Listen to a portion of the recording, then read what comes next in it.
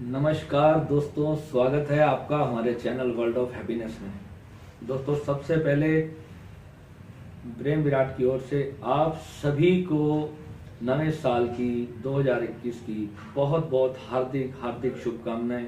मैं आशा करता हूं कि आप इस साल जो है अपने जीवन में ध्यान और ज्ञान और भारतीय हमारे सनातन धर्म को अच्छी तरह से अपनाकर अपने जीवन को बहुत ही लाभान्वित करेंगे। और इस साल के अंदर मेरा एक संकल्प पहले से बन रहा था कि योग वशिष्ठ के बारे में जो है मैं आप सभी को बताऊंगा। और जो हमारे सनातन धर्म का सबसे बड़ा ग्रंथ है योग वशिष्ठ, इसके बारे में YouTube पे आपको बहुत सारे वीडियोस मिलेंगे। काफ़ी सारे लोगों ने इस पर अपना ज्ञान दिया है और अपनी जो है समझ से उसको वृतांत करने की कोशिश की है। परंतु अगर हम जिस मार्ग पे चल रहे हैं और मेरे जितने भी साधक हैं जो मेरे साथ ज्वाइन हो रखे हैं और वो सभी जो है ध्यान भी सीख रहे हैं और सब तरह की जो है साधनाएं वो लोग कर रहे हैं, और इसमें से बहुत से ऐसे लोग हैं जो कोई भगवान श्री राम को मानता है, कोई शिव जी को मानता है, कोई गणपति गणेश जी की आराधना करता है, कोई माँ वैष्णो देवी जी का भक्त है। तो हम सभी हिंदू सनातनियों को ये बात समझनी चाहिए कि हमारे धर्म के अंदर सबसे पूर्ण जो है कि हमें किस देवी देवता को अपना आराध्य मानना है और किसकी हमें साधना करनी चाहिए, किसका नाम जपना चाहिए। बहुत सारे लोग आप सब में से मेरे से प्रश्न करते हैं कि हम राम जी को जपें या शिव जी को जपें या हम गणपति जी का नाम लें या कौन से भगवान का, हम गायत्री मंत्र का पाठ करें या हम इतने सारे मंत्र हैं हमारे सनातन धर्म में, हम कौन से मंत्र को अपनाएं, कौन सी विधि से हम ईश्वर को प्राप्त करें। तो सभी के मन में यही बातें हैं। और मेरे एक बहुत प्रिय मित्र सज्जन हैं जिन्होंने मुझे योग वशिष्ठ के बारे में काफ़ी समय पहले बताया था।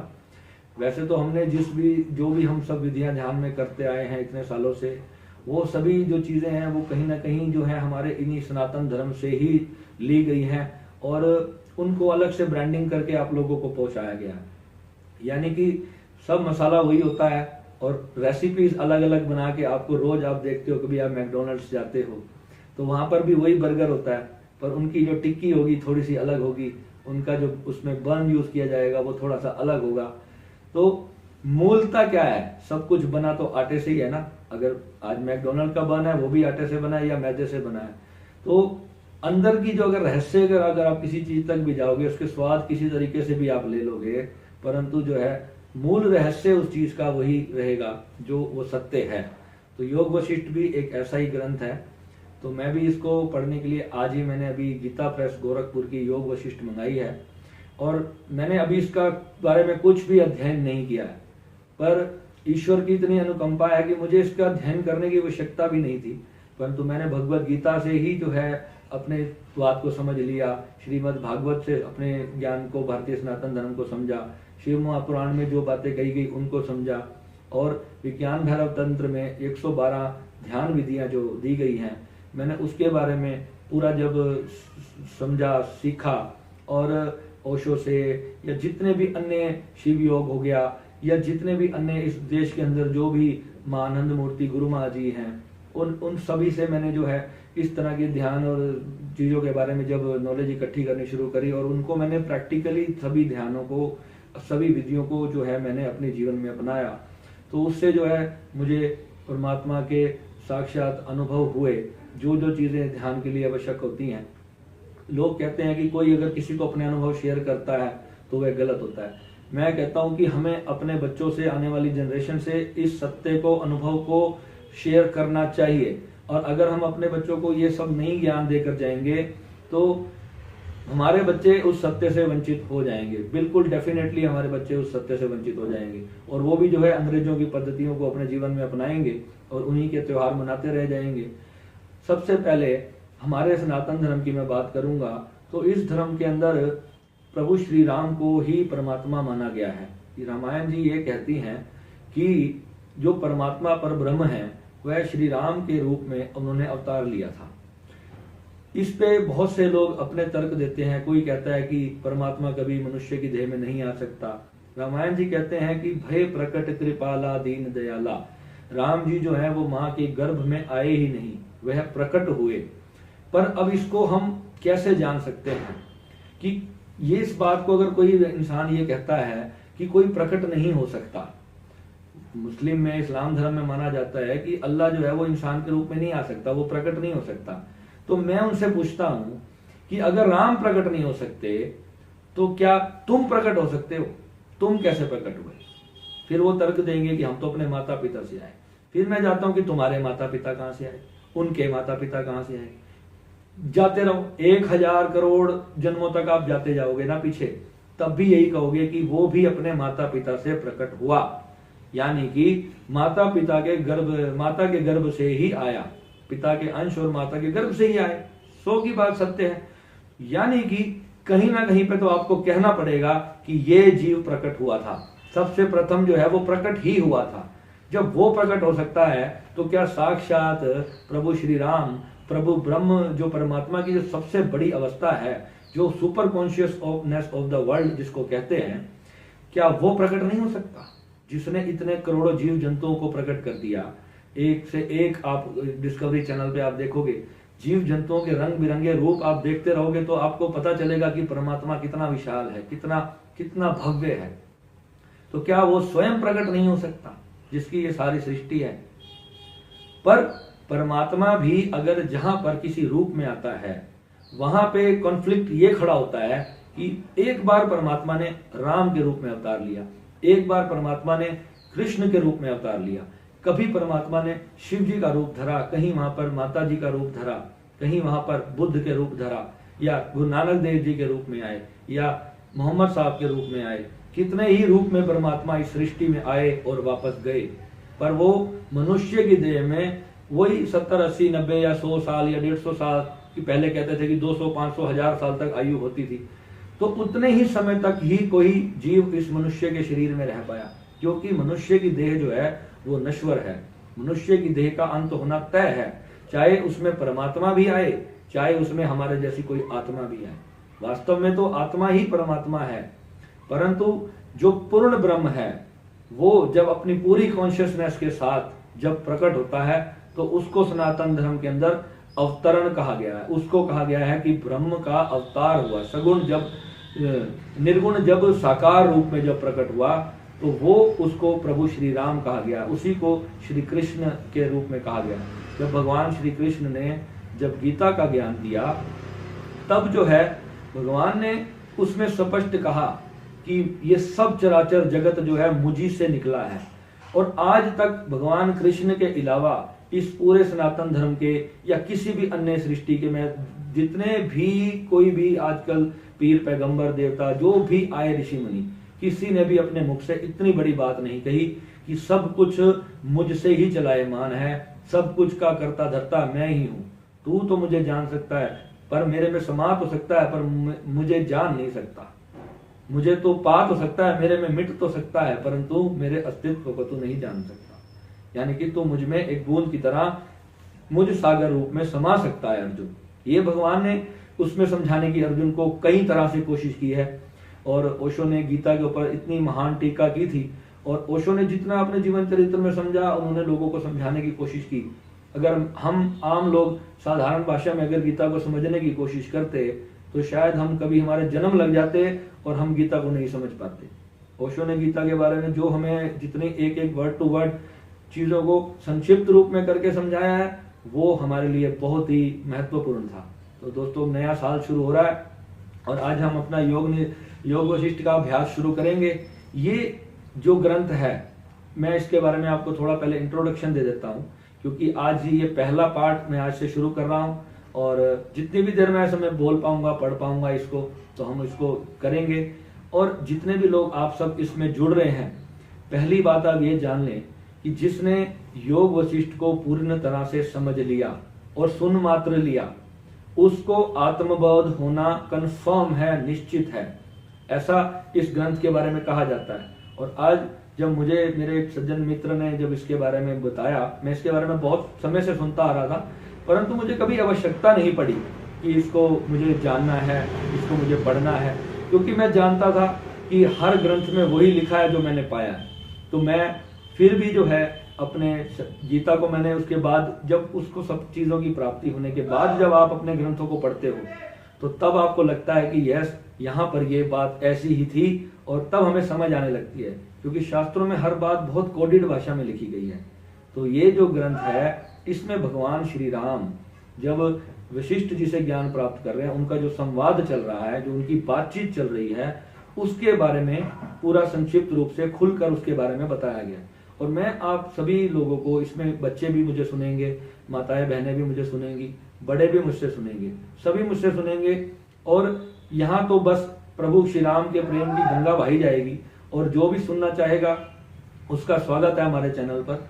और इसके बारे में मैं शुद्ध हिंदी में, जैसे कि हमारे जितने भी ग्रंथ हैं वो बहुत जो ब्राह्मी लिपि होती थी, या पता नहीं इस टाइप की जो शुद्ध हिंदी उस जमाने में कही जाती थी, उस हिंदी में लिखा गया है। अगर आज करके किसी बच्चों से पूछो कि विचित्र का मतलब क्या होता है, तो उसको बेचारे को पता नहीं होगा। छोटे छोटे बच्चों को इस बारे में नहीं ज्ञान है कि विचित्र का मतलब क्या है। ये छोटा सा शब्द है। अगर उसे कहो आवश्यकता का मतलब क्या होता है, जरूरत तो वो समझ जाएगा, पर आवश्यकता नहीं समझ पाएगा, क्योंकि इतनी शुद्ध हिंदी के लिए आपको हिंदी के अंदर पारंगत होना बहुत जरूरी है। पारंगत यानी जैसे ऐसे ऐसे शब्द यूज किए जाते हैं, और मेरी हिंदी ऐसे कैसी हुई, मैं उसके बारे में भी आपको बता देता हूँ। क्योंकि मैं शुरू से ही हिंदी में बहुत अच्छा स्टूडेंट रहा हूँ। हिंदी में मेरे 90s में मार्क्स आते रहे हमेशा, और बाकी सब्जेक्ट में भले ही मैं 0 था परंतु हिंदी के अंदर जो है शुरू से ही, ना जाने पिछले कोई जन्मों का रहा होगा, भगवान जाने, मुझे नहीं पता, पर बचपन से ही मैं अगर अपनी फर्स्ट क्लास से भी उठाऊं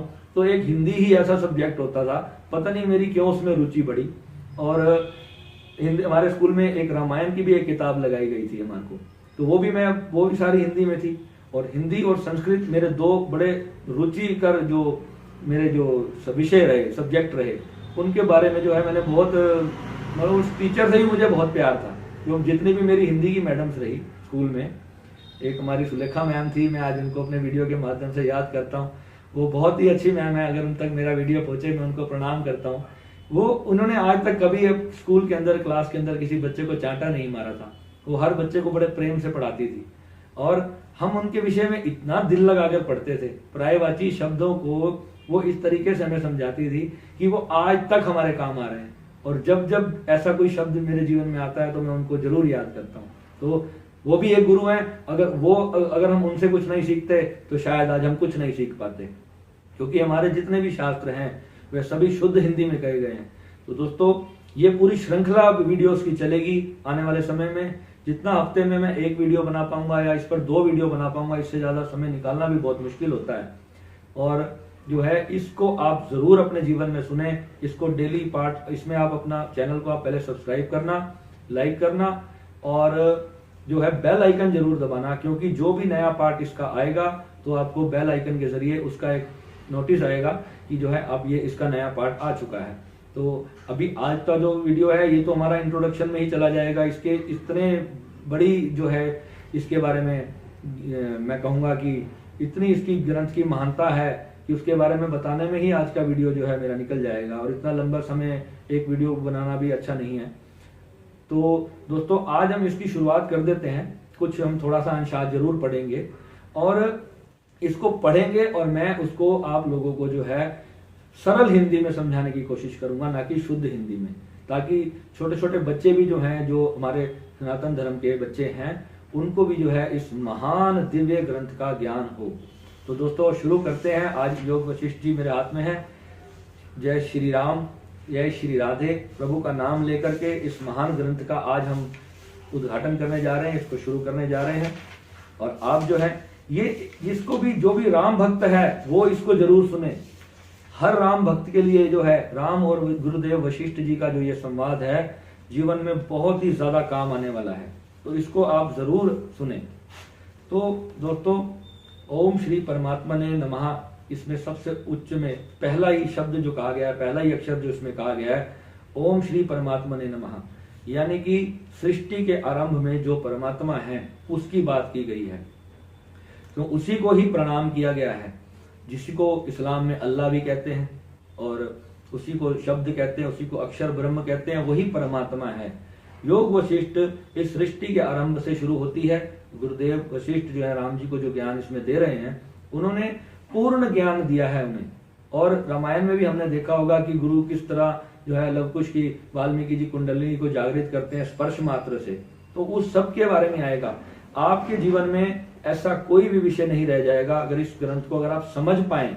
और इसके अंदर जो बहुत कठिन हिंदी जो लिखी हुई है उसके जो शब्दों का मैं आपको उसका जो विस्तार आपको आज शुरू कर रहे हैं हम करना, उससे जो है आप इसको जो समझेंगे तो बात ही कुछ अलग हो जाएगी और आप अपने सत्य धर्म को समझेंगे, ना कि इधर उधर कहीं भी भटकेंगे। तो आपको पहले पता चलेगा कि हमारे भगवान हैं कौन, हमें भक्ति करनी किसकी है। 30-40 साल अगर हमें ये जानने में लग जाते हैं कि हमारे भगवान कौन है तो हम पाएंगे कब।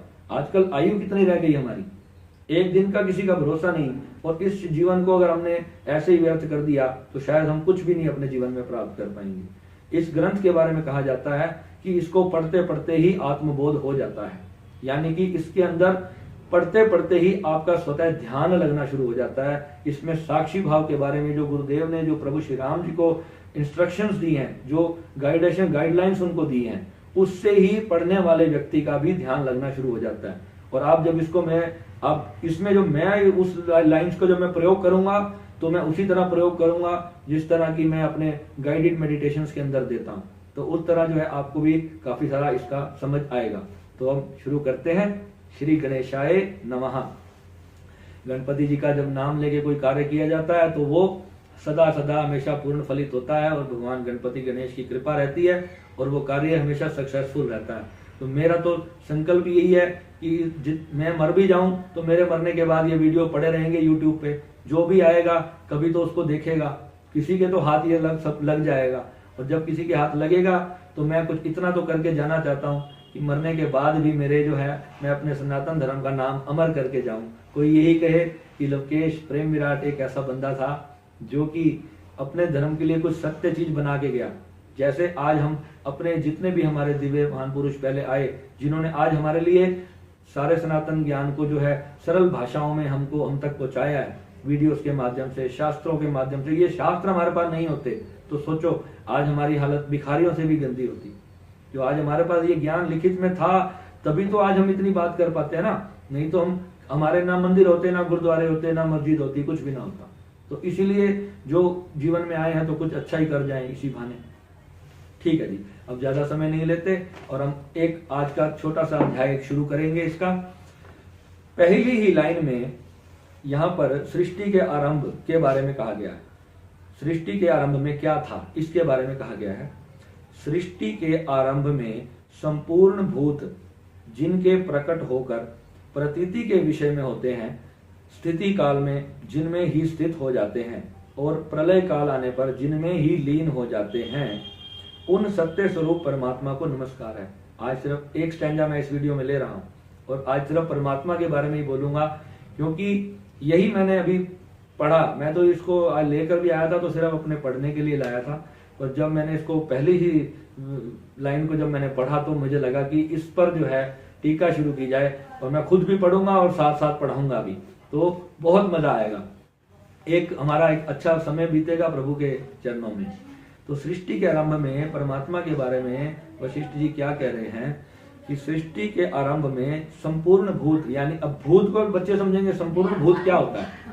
संपूर्ण भूत यानी कि यहाँ पर कहने का मतलब ये है कि ये जितना भी हम देख रहे हैं, जल, जो भी आकाश, अग्नि, वायु, पत्थर, पहाड़, जो भी जीव जंतु, ये गाड़ियां, बसें, लोहा, लकड़, जो कुछ भी जो मटेरियल वर्ल्ड है, जो भी हमें दिखाई दे रहा है, चाहे वो कुछ भी है, चाहे मैं हूं, आप हो, संपूर्ण भूत जिसमें स्थित थे सृष्टि के आरंभ में, यानी कि अभी तक सृष्टि आरंभ ही नहीं हुई थी। तो यहाँ पर ओशो ने तो कहा था कि सृष्टि सदा से है। हमारा सनातन धर्म उसको कहता है कि सृष्टि सदा से नहीं है, सृष्टि की रचना होती है और प्रलय भी होती है, और सृष्टि स्थित अभी अभी दिख रही है, सब कुछ सही चल रहा है, और जब एक स्वास्तिक चक्र कंप्लीट होता है तो सृष्टि जो है वापस उसी शून्य में समाप्त हो जाती है, लीन हो जाती है। ये हमारे हर शास्त्र में लिखा हुआ है। अगर आप भागवत को पढ़ेंगे और शिव महापुराण को पढ़ेंगे तो उसमें आपको इसकी पूर्ण जानकारी दी गई है। तो यहाँ पर उस परमात्मा निराकार ब्रह्म की बात हो रही है, क्योंकि अब उस चीज को, निराकार ब्रह्म को हम अपने ध्यान के जरिए जान भी चुके हैं, तो हम समझ पा रहे हैं कि वास्तव में हमारा मूल स्वरूप तो वही है। हम एक कॉन्शियसनेस है, हम एक चेतना है। तो जब सिर्फ परमात्मा जब अकेला था तो तब क्या था, सब कुछ उसी के अंदर समाया हुआ था, यानी कि एक एनर्जी थी। अब मैं इसको साइंस की भाषा में आपको बताने जा रहा हूं कि अभी रिसेंटली अमेरिका ने जब एटम वगैरह को तोड़ने की कोशिश की, ना जाने कितने अरबों खरबों डॉलर का उस पर खर्चा आया, और उन्होंने एटम को तोड़ डाला, और उन्होंने इसके ऊपर संक्षिप्त अपना एक वर्णन दे दिया कि एटम को तोड़ने के बाद कुछ नहीं बचता, यानी कि वो सब शून्य हो जाता है, समाप्त हो जाता है, उसके बाद कुछ है ही नहीं। सोचो इतना बड़ा पहाड़ है कोई, अगर हम उसको तोड़ते तोड़ते तोड़ते तोड़ते तोड़ते एक कण पर ले आए, एक सृष्टि के प्रारंभिक कण पर ले आए, इसको अणु कहा गया है, परमाणु भी कहते हैं, अणु भी कहते हैं। और जब उसको भी, जब जिसको तोड़ा नहीं जा सकता था, असंभव था, उसको भी उन्होंने रिसर्च वगैरह करके अपने साइंटिफिक जो भी उन्होंने ज्ञान लगाया, ऐसी एक मशीन बनाई, और उस मशीन से जो है उस अंतिम कण को भी उन्होंने तोड़ दिया, यानी उसको दो भागों में बांटा ही नहीं जा सकता। वो इतना सूक्ष्म था कि उसको दो भागों में बांटने का मतलब था कि उसका नष्ट हो जाना, वो इतना सूक्ष्म था। सोचो कितनी बड़ी उसके लिए मशीन बनाई गई होगी। कहते हैं कि कई किलोमीटर तक जो है उस मशीन को रखा गया था, इतनी, और जमीन के अंदर इतना बड़ा उसका विस्फोट किया गया था। जब जो है उसको एटम वगैरह को जब तोड़ा गया, तो तब जो है इतना बड़ा उसमें विस्फोट किया गया, उस मशीनरी इस तरह की वो बनाई गई अमेरिका के द्वारा। और जब उसको तोड़ा तो फिर उसको वो गायब हो गया, यानी कि कुछ था ही नहीं, यानी कि जो ये पहाड़ जो था, हम उसको तोड़ते, एक सृष्टि का जो कण है, चाहे वो कितना बड़े पहाड़ से आया हो, है तो वही ना। जब हमने उसको ही तोड़ डाला, यानी एक पूरे पहाड़ को भी अगर हम धीरे धीरे धीरे धीरे तोड़ते चले जाएं, तो वो सब एक पूरा का पूरा पहाड़ जो है वो उसी शून्य में लीन हो जाएगा, गायब हो जाएगा। कैसे गायब हो जाएगा, अब जरा सोचो। यानी कि जो सब कुछ बना है वो सब एनर्जी से बना है, ऊर्जा से बना है, परमात्मा से बना है।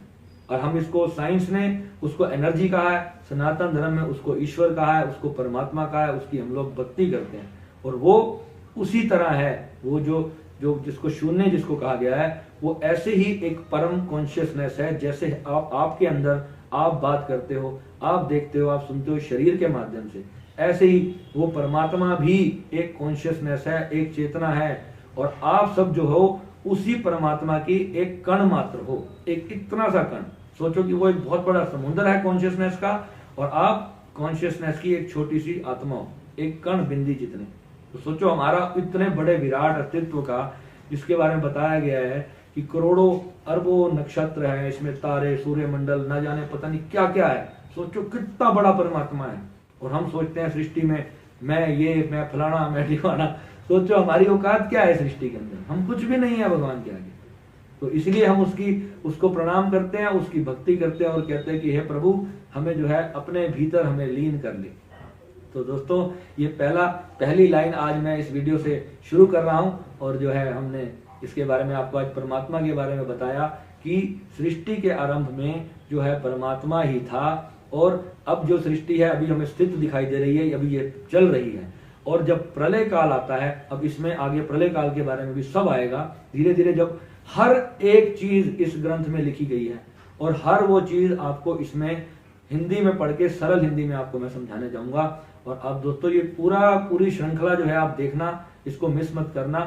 बहुत ही जीवन आनंद से भर जाएगा जब आप अपने ईश्वर के बारे में और अपने बारे में इतना कुछ जब आप जानोगे। प्रलय काल में वो सब कुछ जो है उसी में वापस समा जाता है। तो कैसे समाता है वो सब आएगा इसके अंदर, किस किस तरह। जब जन्म के बारे में अभी आएगा, और चल तो रहा है, हम देख ही रहे हैं कैसे संसार ऑटोमेटिक चलता है, कैसे कहते हैं ना कर्मों के आधार पे चलता है। कर्म के बारे में भी आएगा इसमें, एस्ट्रोलॉजी के बारे में भी आएगा, ज्योतिष विज्ञान क्या है, लॉ ऑफ अट्रैक्शन क्या है, हाँ, थॉट्स विचार क्या है, हमारे जो 5 शरीर है वो क्या है, आत्मा क्या है, ब्रह्म क्या है, अनंतनाथ क्या है, हर चीज के बारे में इस ग्रंथ के अंदर पूर्ण जो है जानकारी दी गई है। और इसको हम धीरे धीरे जो है सरल हिंदी में जब आपको मैं समझाते हुए करवाऊंगा, तो बहुत आपको भी मजा आएगा और मुझे भी आएगा। मुझे तो पहली लाइन से इतना मजा आ रहा है कि मेरा इंटरेस्ट इतना बन गया कि मैं अब पूरा आगे इसमें जाऊंगा।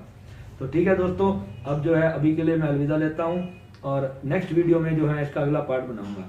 आज मैं कम से कम इसके 2-3 पन्ने जो है पढ़ूंगा, और उसके बारे में वीडियो बनाऊंगा। एक ही वीडियो में मैं इतना बड़ा नहीं बोलूंगा, ताकि आप जो है अपने समय से कभी 20 मिनट, आधा घंटा जो है आप कभी भी समय लगाकर आप उसको पढ़ सको, सुन सको। ठीक है दोस्तों, नमस्कार, जय श्री राम।